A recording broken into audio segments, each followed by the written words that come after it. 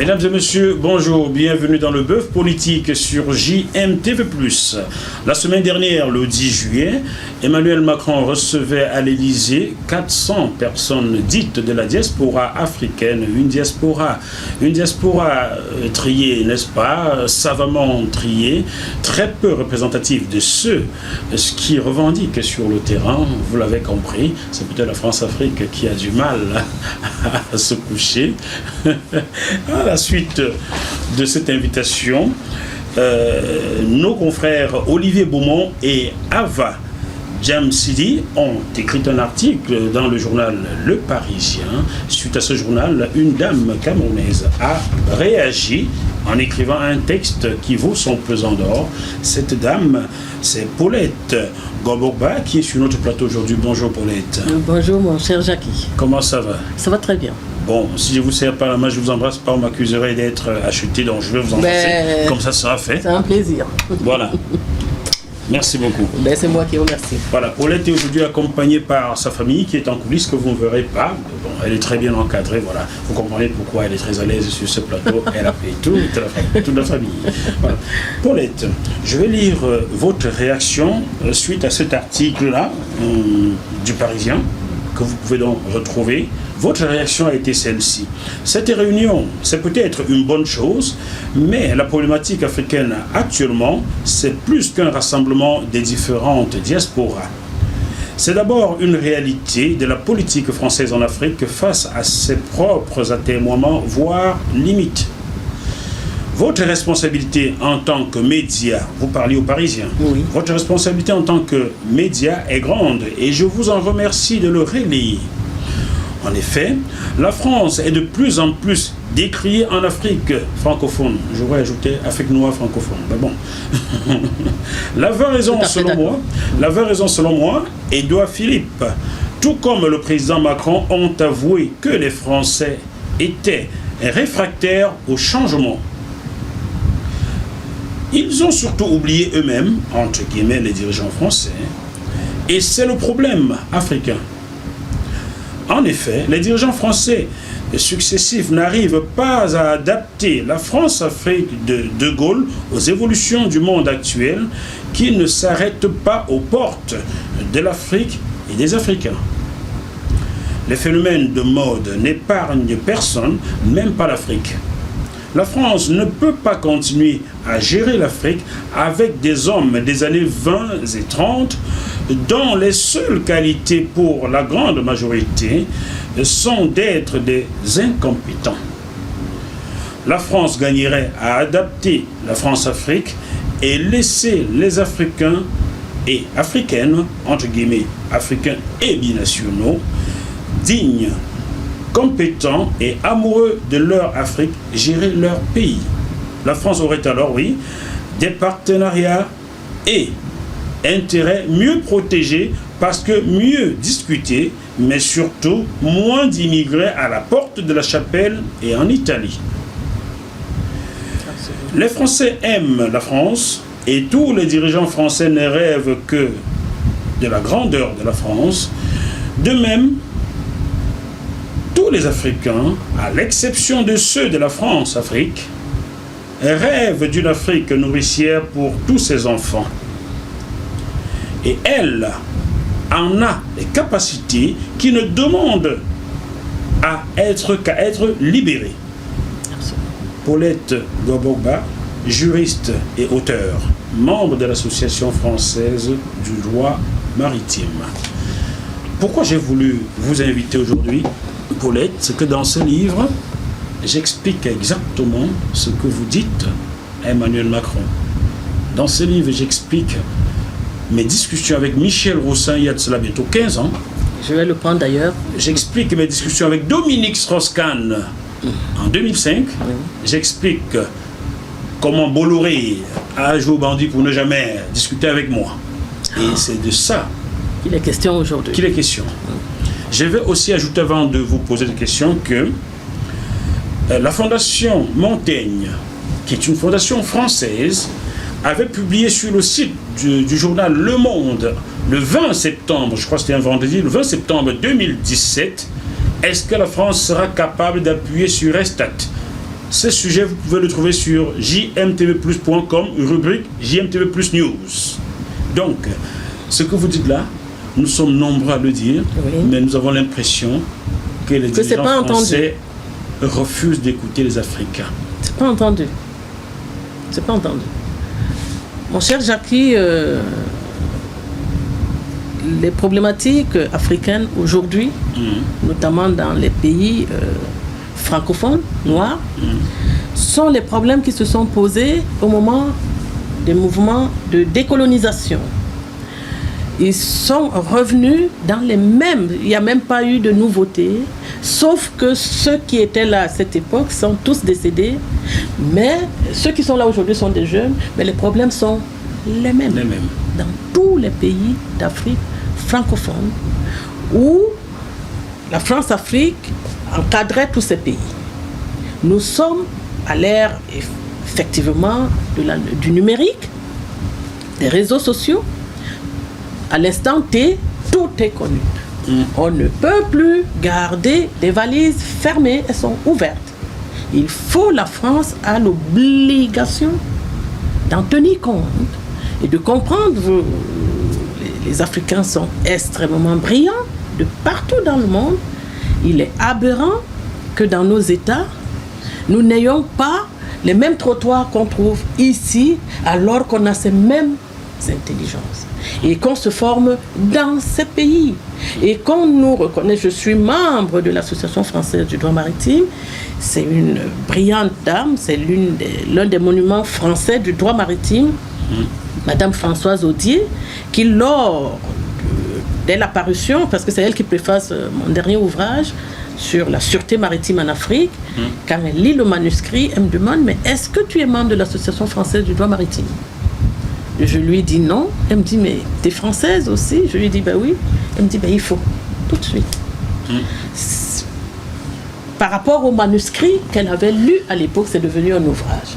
Donc on ne peut pas avoir des personnes de cette qualité, des compétences, comme vous-même d'ailleurs. Non, si, parce que je vous ai découvert par votre professionnalisme et je vous remercie déjà d'être là avec vous. Et ne pas pouvoir, on ne demande que ça, pouvoir bénéficier ou travailler dans notre État. Ou exporter cela en Afrique. J'ai dit tantôt que l'Afrique était une nourricière, elle ne demande qu'à nourrir ses enfants.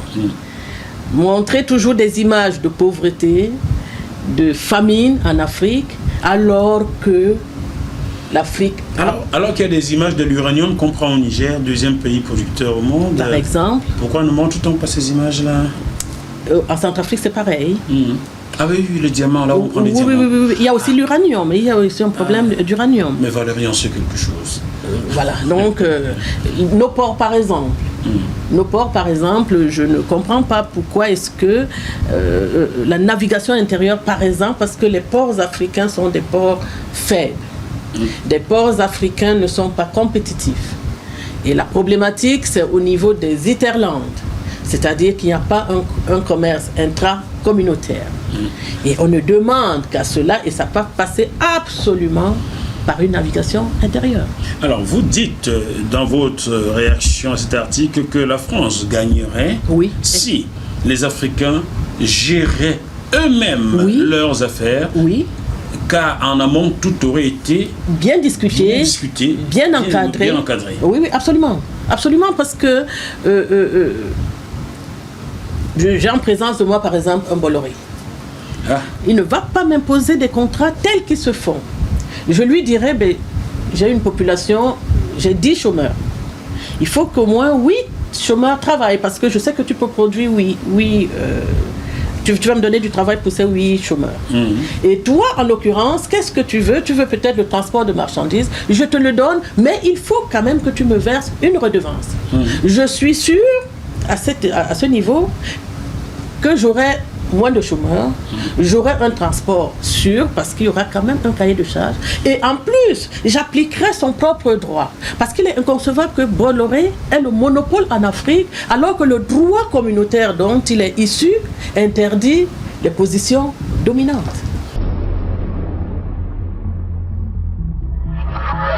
Ce programme vous est proposé par Deviseo Fret, spécialiste du transport international Afrique, Dom-Tom, Océan Indien. Retrouvez-nous sur www.deviseo-fret.com. Téléphone plus 33 139 85 14 23.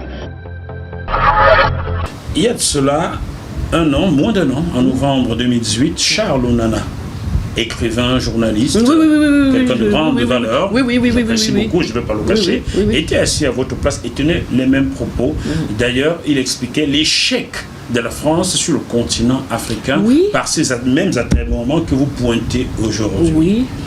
Comment expliquer que, bien un siècle après, bientôt, que la France soit posée en Afrique, les mentalités en France soient restées les mêmes? Ces derniers temps, j'écoute beaucoup deux humoristes.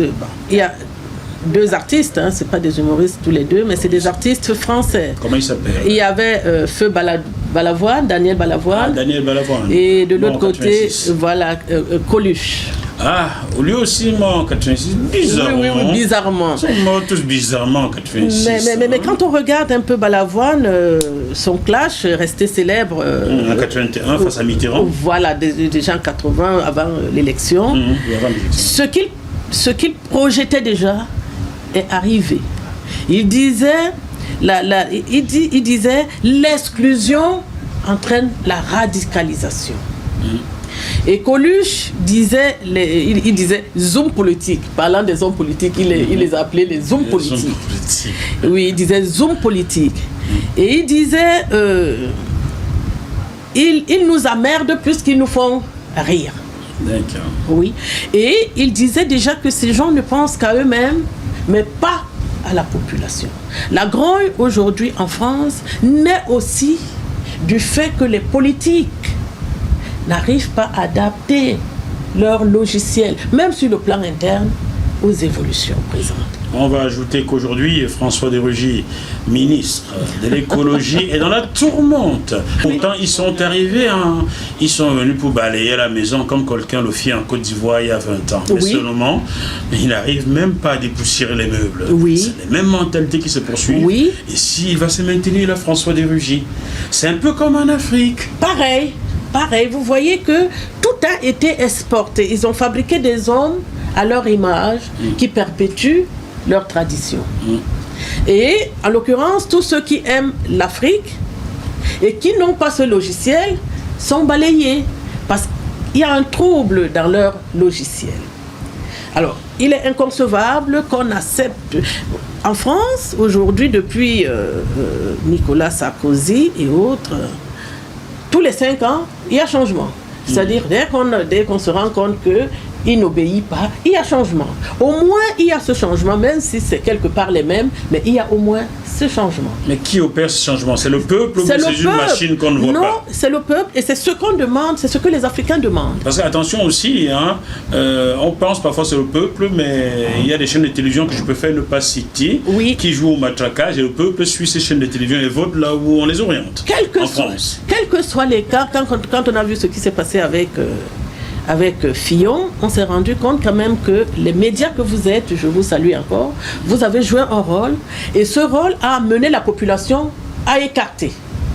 Et la grande marche africaine de samedi dernier, j'y ai participé, en fait j'y étais présente et j'ai discuté avec un activiste qui trouvait que, parce que parmi les grands hommes africains, j'ai parlé de Mandela, il semblait un peu ne pas être d'accord, c'est son droit, et il me disait, Mandela a négocié avec l'oppresseur.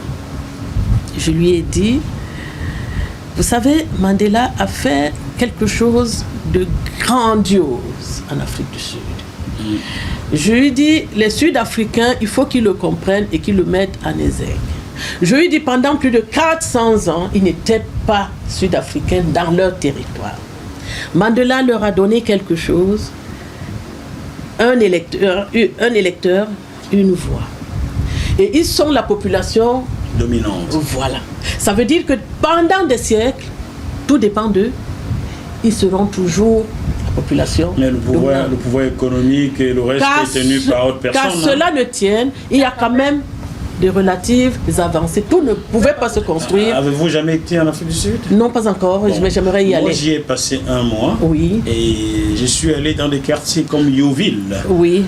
qui est à Johannesburg. Oui. À Yeoville, les hommes se disputent les trottoirs avec des rats.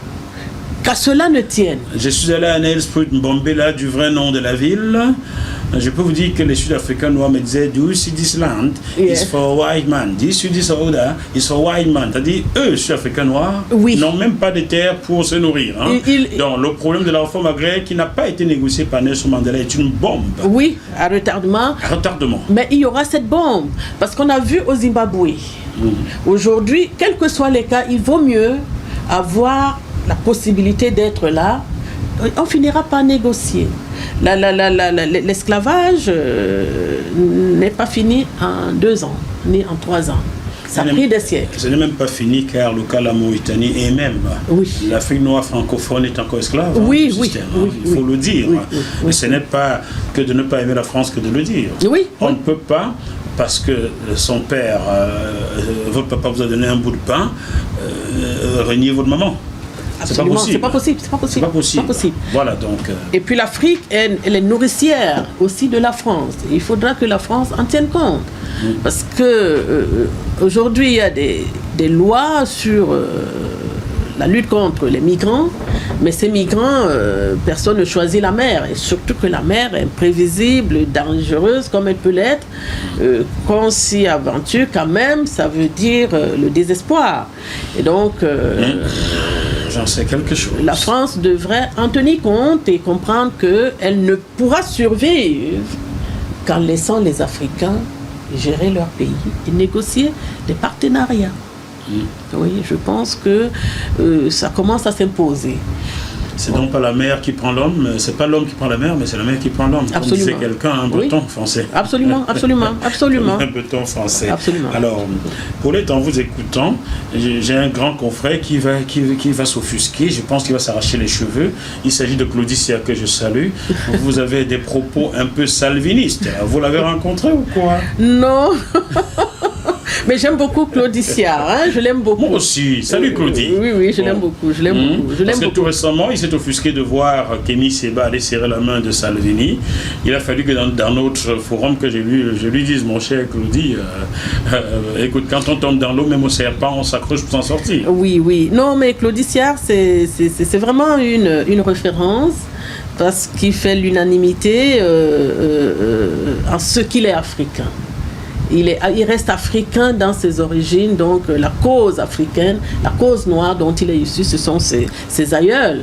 Et c'est lui qui est à l'origine du regard. Je ne dis pas que c'est la solution, mais il y a au moins eu un regard sur la situation des Noirs en Libye, sur l'esclavage. Donc on le doit à Claudicia. Il aurait pu mieux faire, je le dis ici, et je suis sûr qu'il comprend de quoi je parle. Claudie aurait pu mieux faire. Claudie, comme Abdelaziz Moundé, comme Alain Foucault, comme Amobe Mvege, vous auriez pu mieux faire. Tu as tous les éléments pour le dire. Si vous essayez, vous êtes mort, vous le savez bien. Alors, revenons sur votre réaction suite à cet article de mes confrères. On voit là-dedans que très peu d'Africains représentatifs de ceux qui contestent ont été invités. Oui, le rappeur Abdel Malik était invité. Lui, c'est un mec qui est éloquent et intelligent.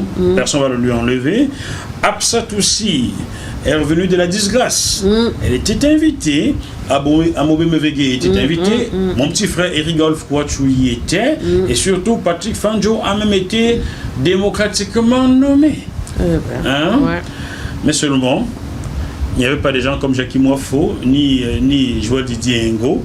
Pourtant, on ne pourrait pas dire au Quai d'Orsay ne pas me connaître. Voici l'annuaire du Quai d'Orsay des journalistes correspondants des médias étrangers en France. Jackie Moifo est à la page 84. Vous pouvez vérifier et le confirmer. Oui, je le vois très bien. Voilà. Et le voici d'ailleurs, je profite encore de les 2 cartes de presse que j'ai reçues du Quai d'Orsay comme correspondant des médias étrangers sont là, avec le bleu, blanc, rouge, vous le voyez. On ne peut donc pas dire au Quai d'Orsay ne pas connaître de Jackie Moifo, des Joël Didier Ngo. Pourquoi nous ne sommes pas invités? Peut-être ne sommes-nous pas politiquement corrects? Oui, non, mais comme je disais tantôt, et ça confirme, le logiciel reste l'ancien logiciel. Alors, Pourtant, c'est cette élite aujourd'hui qui brasse la population africaine, qui peut faire changer de cap à la population africaine, c'est-à-dire vous qui représentez effectivement ces masses. Parce que les élites sont choisies en connaissance de cause et parfois elles commencent à être fabriquées pour perpétuer le même système. Oui, le logiciel. Ne peut-on pas dire, Paulette, que les grandes écoles françaises se contentent de mouler les hommes politiques français? On voit l'ENA que Emmanuel Macron voulait supprimer, finalement on n'en parle plus trop, on ne sait pas si ça se met ou pas. Toutes ces grandes écoles-là moulent l'élite française et perpétuent le système. Est-ce que le problème n'émane pas de ces grandes écoles-là? C'est un élément de ce qui a été mis en place. C'est-à-dire c'est un élément de fabriquer ces moules parce que les Américains, le Moyen-Orient pour les Américains, dans leur constitution, ça fait partie des intérêts vitaux. D'accord. La France-Afrique, c'est un intérêt vital également pour la France. Ah, d'accord. Donc, la politique, tout homme politique français doit en tenir compte. Tout à fait normal, je dis bien que chacun, De Gaulle disait que les États, il n'y a pas d'amitié, il n'y a que des intérêts. Donc c'est tout à fait normal que les Français défendent leurs intérêts. Maintenant, en face, parce que toute négociation, j'écoutais tantôt une émission avant d'arriver ici, quelqu'un qui disait, écoutez, quels que soient les cas, quand il y a guerre quelque part, il faut toujours qu'on négocie avec les belligérants. Nous avons vu, à un moment donné, quand il y a eu durcissement du mouvement des Gilets jaunes, Emmanuel Macron en a tenu compte. C'est pour dire quoi? C'est pour dire que Emmanuel Macron, François Hollande, Nicolas Sarkozy et autres, c'est d'abord des intérêts français. Donc, ils viennent, ils trouvent des lobbying sûrs. Et on leur présente des intérêts vitaux français. Et la politique doit continuer. Je dis quand même que aujourd'hui, rien n'est prévisible. La France fait quand même face à d'autres puissances dont qui aiment l'Afrique. Qui aiment les richesses de l'Afrique. Absolument. Parce qu'il n'y a aucune grande puissance qui aime l'Afrique. Absolument. Il faut le dire. Ce sont les richesses africaines. J'en conviens. C'est déjà pour enchérir 40% du pétrole, des hydrocarbures africains alimentent l'Europe. Oui. 30% de gaz. Et le Nigeria, c'est pas pour rien que le Nigeria pose problème. C'est le sixième pays mondial de réserve de pétrole et de gaz. J'interviewais la députée européenne belge Maria Arena le 27 avril dernier et elle m'expliquait ce qui se joue au Nigeria où Buhari est l'homme à abattre aujourd'hui parce qu'il n'est pas politiquement correct. Oui. Donc c'est le sixième pays mondial de réserve en termes de pétrole et en termes de gaz. Ça veut dire. Donc, mais la France n'est plus le seul seigneur d'Afrique. C'est fini ça. Et elle a des liens, comme elle dit souvent, elle a des liens anciens avec les Africains. Il vaut mieux les adapter à la réalité géopolitique ou géostratégique. Des liens qu'elle aurait gagné à faire évoluer, car c'est ce que je dis. Aujourd'hui, vous et moi, nous naquîmes en Afrique. Au Cameroun. Lorsque nous étions gamins, le parc automobile camerounais était Renault, Peugeot, Citroën. Absolument. Aujourd'hui, c'est Nissan, Toyota et Mercedes et autres. Tout sauf des voitures françaises. Et on ne dit pas la vérité aux Français de France, sachant que la France a raté le marché chinois. Raté le marché indien. J'ai été aux États-Unis il y a 2 mois, j'étais au Canada il y a 4 mois. 0 voiture française dans les rues du Canada et des États-Unis. Si on les trouve plus en Afrique, où est-ce que la France se vend? Est-ce que cette France n'aurait pas gagné à délocaliser ses entreprises de montage en Afrique au lieu de les envoyer en Europe de l'Est et en Asie? C'est pour cela que je continue à dire qu'il y a un problème. Le problème africain, c'est un problème de logiciel français qui demande à être aujourd'hui adapté. Et la France gagnerait, on n'est plus à... Elle gagnerait à à discuter avec des enfants africains, parce que beaucoup de ceux-là, par exemple, ont été soit à l'école, soit dans des forums. Quand je suis, par exemple, à l'AFDM, je suis parfois assise à côté de Madame Audier, et ainsi de suite, et beaucoup d'autres personnes.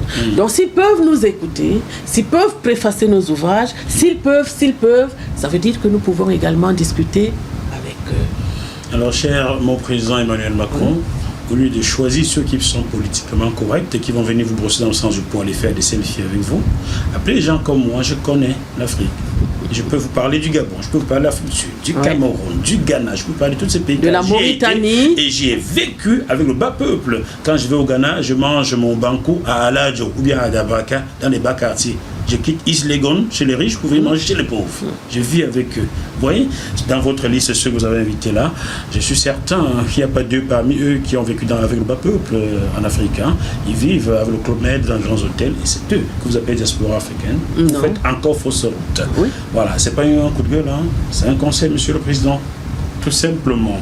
Alors, vers quoi s'achemine-t-on, Paulette, étant donné qu'Emmanuel Macron suit les pas de ses prédécesseurs François Hollande, Nicolas Sarkozy, Jacques Chirac, qui au finish pour moi semblait être l'agneau, hein, semble avoir été l'agneau en tant que président français. Mitterrand, De Gaulle, Emmanuel Macron suit leurs pas, alors que les grandes puissances, comme vous le disiez, et vous avez raison, veulent aussi leur part du gâteau en Afrique. On voit aujourd'hui que la RCA, la République centrafricaine, qui était le terrain de jeu des diamants de Valérie, est aujourd'hui... Il y a la Russie qui est présente. La Russie s'est épousée, je ne vois pas Poutine s'arrêter. Vers quoi s'achemine-t-on si la France ne comprend pas qu'elle doit appuyer sur Estat, pour vous? La problématique, en réalité, je pense que les Européens, eux, ne veulent plus de 45, c'est-à-dire que leur pays soit des théâtres de guerre. Malheureusement, ce sont nos pays, encore une fois, c'est-à-dire en plus de la misère, on aura la guerre comme ça se passe déjà au Cameroun, comme ça se passe un peu dans tous ces pays environnants ou voisins du Cameroun. Et ça sera tout simplement un jeu de puissance, c'est-à-dire créer le plus grand nombre de désordres pour exploiter. Voilà, et avoir une mainmise. Et ils s'entendront toujours à la fin pour qu'il y ait un semblant de paix ou pour un partage. Mais je pense que la France, au-delà de ce que j'ai déjà dit par rapport aux Africains, parce que c'est nous qui sommes toujours les plus grands perdants. Quand on voit les déplacés, par exemple, quand on arrive aujourd'hui à Yaoundé, on ne reconnaît pas la ville parce que ça vient de partout. Ce sont, ils sont partis de partout avec des enfants et parfois pas où dormir. Mais ce sont les effets de ce partage de l'Afrique qui continue. Ce sont les effets du jeu de ces puissances. Donc je dis, les premières victimes, ce sont nos populations, malheureusement. Mais à côté de cela, la France risque, par rapport aux autres puissances, de tout perdre complètement. Et d'exploser. Voilà. Et oui, d'exploser. Parce que j'ai fait un tour dans des pays comme le Ghana où c'était pas pour longtemps, mais je me suis arrêtée quand même. Il n'y a pas photo entre ces pays qui ont été colonisés par la Grande-Bretagne. Oui. Et les pays colonisés par non, il n'y a pas photo. Je vous le confirme car je voyage dans tous ces pays-là. Confirme. Voilà, il n'y a pas photo, donc ça veut dire quoi? Ça veut dire que aucune colonisation n'est à souhaiter, mais ils ont quand même lâché du lest. Par la suite, où ces gens ça discute. Ça discute et ça construit. Et ça a même de la considération pour l'homme, pour l'humain. Absolument. Quand j'arrive en Grande-Bretagne, je vais au Job Center qui est le pôle emploi en anglais. Oui. Je vois un noir à l'accueil. Hi, I would like to see the head. Yes. Je veux voir le chef. Oui. Il me dit, OK, a moment, just follow me. Yes. Je le suis dans un bureau, un grand bureau. Il s'assoit, il me dit, how can I help you? Comment je peux vous aider? Oui.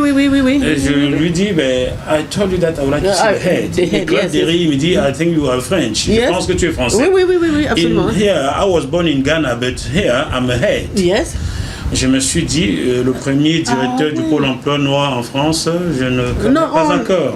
On ne voit pas beaucoup. Je ne connais pas. Et je vais vous dire, je suis journaliste français formé en France. J'ai ouvert des chaînes comme Vox Africa que vous regardez. Toutes les chaînes françaises, de TF1 passant par Canal, ont diffusé mon travail à un certain moment, mais je n'ai jamais eu un entretien d'embauche spontané sur une chaîne française. Vous voyez, donc même l'humain africain est marginalisé en France. Il n'est pas considéré. Non, je dis encore que parfois, on dit souvent il n'y a pas plus aveugle que celui qui ne veut pas voir. Donc il faut absolument que les dirigeants français revoient le logiciel. La politique du bâton, quand ventre affamé n'a point d'oreille. Même au moment où on interdit la fessée, la fessée virtuelle demeure. Oui, elle demeure. Donc vous ne pouvez pas affamer quelqu'un et lui dire de ne pas crier famine. Donc il faut absolument revoir le logiciel. Il y a un autre conseil pour le Quai d'Orsay et pour l'Élysée. Je sais que vous me regardez, je le sais depuis samedi le 8 septembre que vous me regardez. Faites attention, ces jeunes gens qui bravent la mer et entrent en Europe, qui passent par le Maroc, qui sautent ce mur et entrent en Europe, sont des bombes à retardement. Absolument. Si le pays continue d'être pilonné, vous risquez d'avoir des bombes à Paris. Ces gars, pour eux, la vie ne vaut plus rien. Je leur parle dans les rues, dans les marches, ils vous parlent. Vous ne pouvez pas, on ne peut pas continuer comme ça, il faut changer. Il faut changer absolument. Je suis d'accord que dans les partages aujourd'hui, c'est mon point de vue, j'ai le droit d'en donner de temps en temps. Absolument, heureusement d'ailleurs. Dans le partage aujourd'hui, qu'on laisse 40% au Cameroun, mon pays d'origine, et qu'on apporte 60% ici, parce que la France est plus peuplée que le Cameroun. Non seulement elle est plus peuplée, il y a la dissuasion que nous n'avons pas. Donc il y a cette arme qui est présente. Il faut ce logiciel-là tous les jours. Et arrêter de soutenir des dictatures. Voilà, quelles sont ces dictatures qui jettent les enfants dans la rue? S'il n'y a pas de dictature au Cameroun, Jacques Mouffe ne serait pas français aujourd'hui, il ne serait pas parti. Et beaucoup d'autres. Pour enchérir, par exemple, il y a une problématique en Afrique. J'ai eu à faire des formations là-dessus dont je parle avec autorité. Il a fallu qu'il y ait une criminalité nouvelle en mer pour que les États africains ils ne se sont même pas réveillés, mais pour qu'on leur dise protégez vos territoires maritimes, parce qu'ils en ont. Le droit international leur confère, le droit de la mer en l'occurrence leur confère des territoires, mais il n'y a aucune stratégie maritime de défense du territoire, c'est-à-dire élaborée comme on a une stratégie à terre, comme on a une stratégie à mer. Il paraîtrait que c'est le Cameroun qui assure cette stratégie-là pour plusieurs autres pays en Afrique de l'Ouest. Non, c'est pas ça rentre dans le cadre des politiques intégrées. Le Cameroun n'assure rien du tout, mais le Cameroun a le siège d'un centre interrégional de coordination en termes de renseignement et autres. Mais tout ce qui est mis en place, c'est dans le cadre des politiques intégrées, c'est-à-dire des coopérations. Mais ces coopérations viennent juste pour assurer la paix en mer pour leurs réserves, pour le transport de leurs réserves. Mais sur le plan national, par exemple, je ne sais pas si c'est toujours l'émission, ce qui s'est passé par exemple à Limbé avec la Sonara, c'était déjà prévisible, comme je profite aussi pour en parler, aussi pour parler de Kribi, parce que j'y ai été récemment, mais je constate que la mer le fait qu'avaler la terre. Et pourquoi? Parce que il n'y a pas de stratégie nationale en termes de politique maritime qui englobe une politique de sécurité et une politique de sûreté, mais également une politique de défense maritime du territoire. Une politique qui aurait dû être mise en place par les dirigeants. Depuis, parce que le droit international leur donne des territoires exactement comme à terre, où ils doivent exercer leur souveraineté. Parce qu'aujourd'hui, tout le développement, la mer, elle n'a jamais fini de livrer ses secrets. On se rend encore compte aujourd'hui qu'on doit à la mer 80, sinon 90% de l'existence humaine. Donc, avoir des territoires, on n'a pas des empires maritimes, mais n'avoir que de simples territoires, il fallait les préserver parce qu'on peut avoir une économie par la mer. Parlons, si vous voulez bien, du franc CFA pour clôturer cette émission, à moins que vous ayez quelque chose à ajouter. Nous assistons aujourd'hui à la création d'une monnaie qui s'appelle ECO, ECO en Afrique de l'Ouest.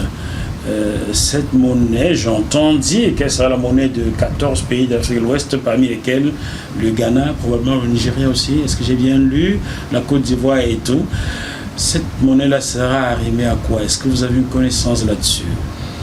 Je ne peux pas dire de bêtises parce qu'en réalité, je n'ai pas encore totalement connaissance là-dessus. Mais la seule chose que j'aurais entendue, vous allez me corriger si ce n'est pas vrai, c'est que un écho, 1 euro va valoir 1200 échos, par exemple. Ah, c'est une dévaluation déguisée, ça?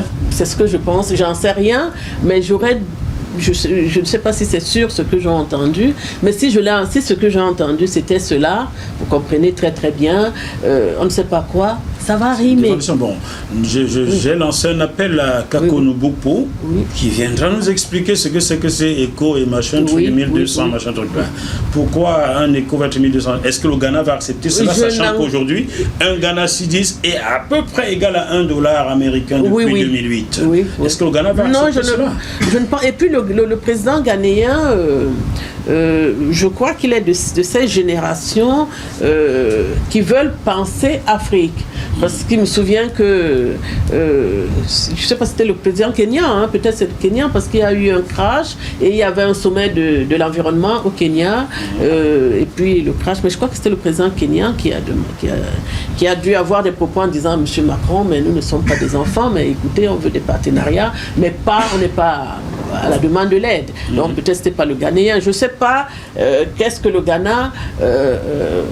Le Ghana, Nana Akufo-Addo a tenu presque les mêmes propos lorsque Emmanuel Macron s'était rendu au Ghana il y a quelques mois. Voilà, donc ça me tonnerait quand même que le Ghana, qui a une souveraineté monétaire, et bien ce pays... et qui a la monnaie la plus forte d'Afrique noire francophone. Voilà, ça m'étonnerait, mais je ne connais pas les dessous de cet accord, parce que forcément, il y a les dessous. Est-ce que les pays de l'Afrique centrale, ils sont...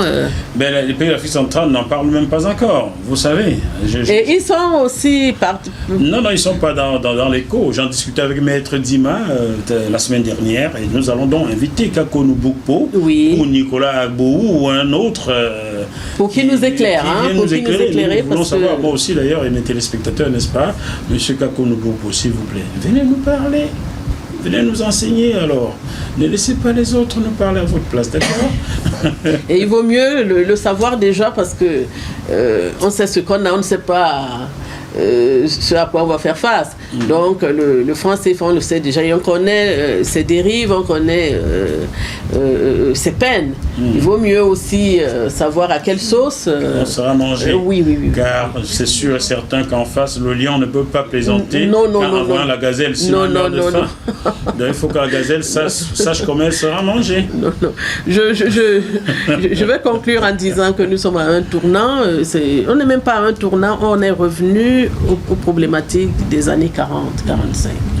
L'Afrique, les nationalistes de cette époque ont été lâchement et sauvagement assassinés. Oui. Il faut le dire. Oui. Donc, mais les problématiques laissées sont encore d'actualité. Donc vous n'aurez pas dû les tuer. Voilà. Je crois que le problème aurait été résolu. Déjà dans les années 55, dans les écrits de Ruben Oumiobe, je les ai lus, il parlait déjà du problème colonial camerounais. Et il avait donné des pistes de résolution de cette problématique. En effet. Et si cette problématique avait été résolue, parce qu'il y a un problème colonial camerounais.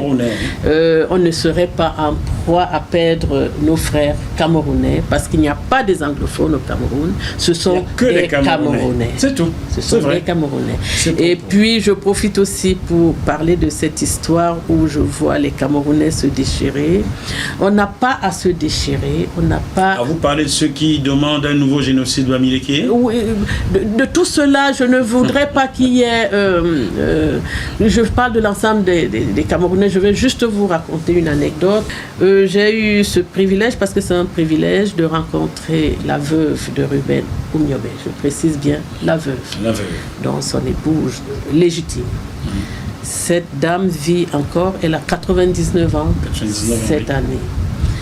J'ai eu le privilège de causer avec elle 2 samedis de suite, donc pendant au moins 3 heures, parce qu'elle parle encore très très bien. Et elle me disait, elle m'a raconté indépendamment de ce que j'avais lu, elle m'a dit que jusqu'à la mort de Marthe Moumié, Marthe Moumié, oui. parce que elles étaient 3 Marthes. 3 Marthes, oui. Marthe Oumniobert, Marthe Moumié et Marthe Wandi. Oui. Et elles ont constitué une famille de sœurs. C'est-à-dire, comme elle était la plus âgée, toutes les autres allaient la voir. Et elle s'appelait Mbombo, premièrement. Mais c'était... c'est vrai que Marthe Wandi, elle était bassa comme Marthe Moumié, mais Marthe Moumié était une fille Betty, premièrement. Deuxièmement, elle m'a raconté quelque chose de beau.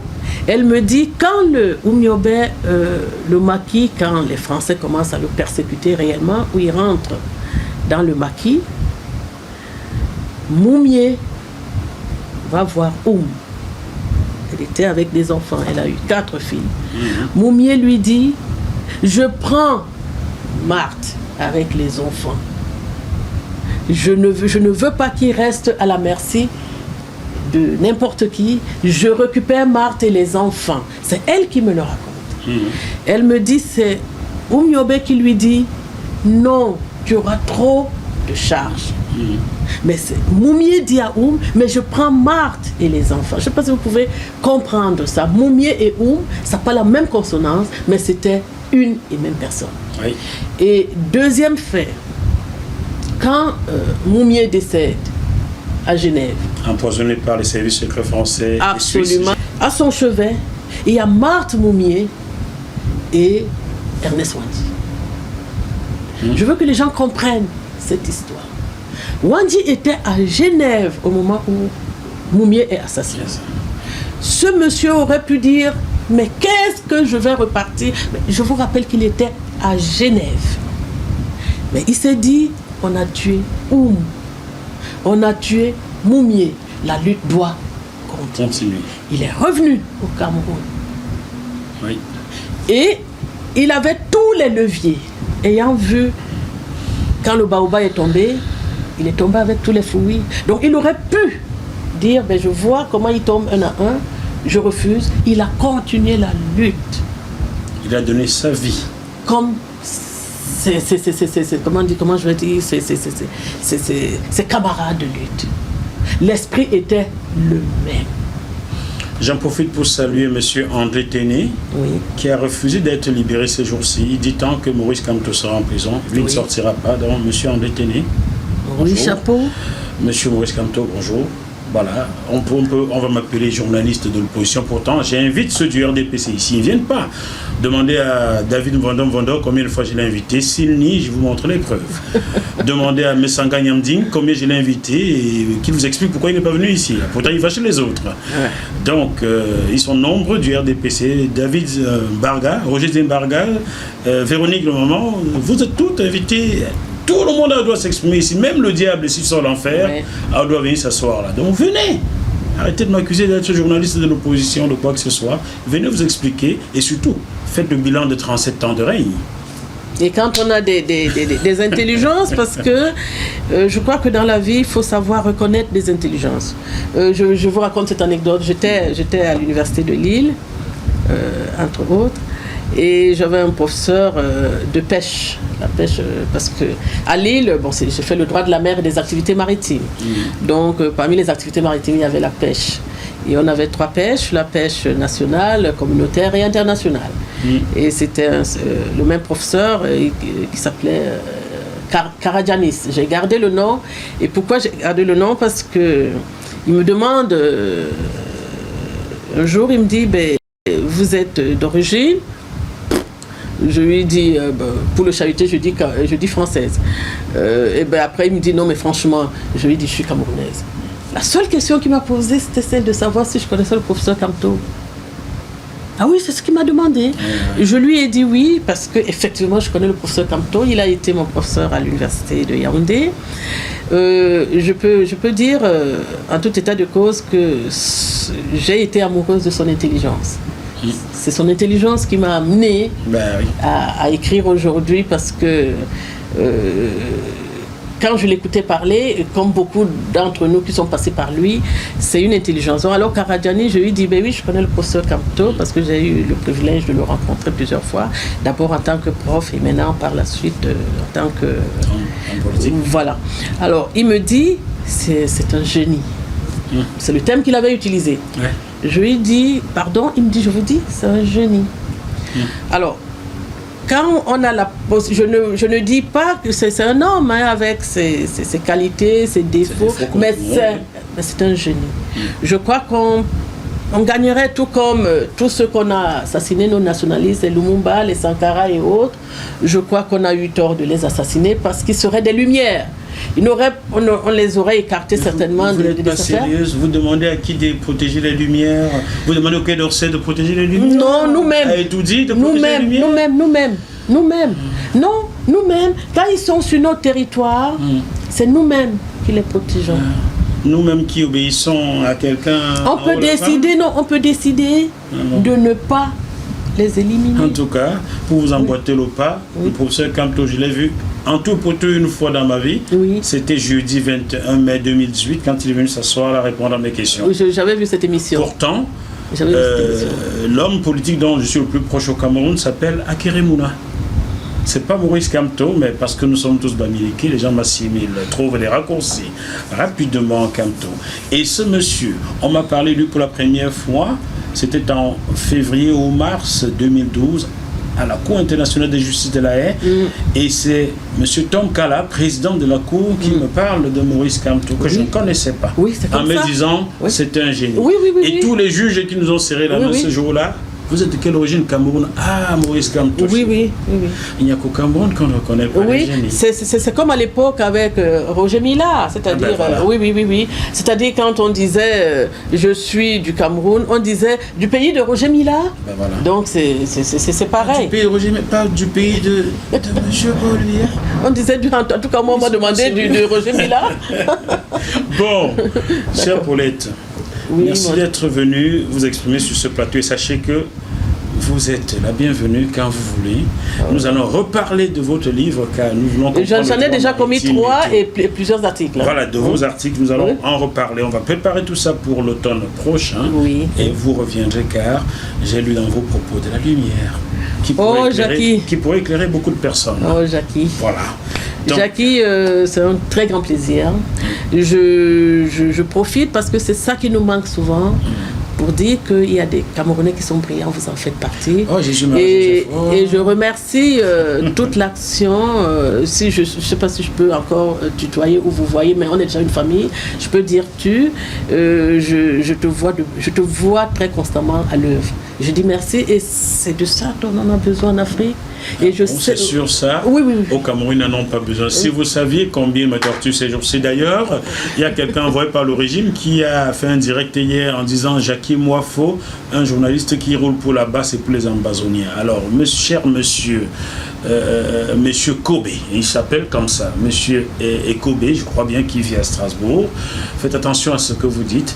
Vous n'avez jamais vu un ambazonien sur mon plateau. Et dans mon émission d'octobre 2017 avec Maître Akeremouna sur ce plateau, je dis clairement que je suis pour le fédéralisme à 10 États et contre le sécessionnisme.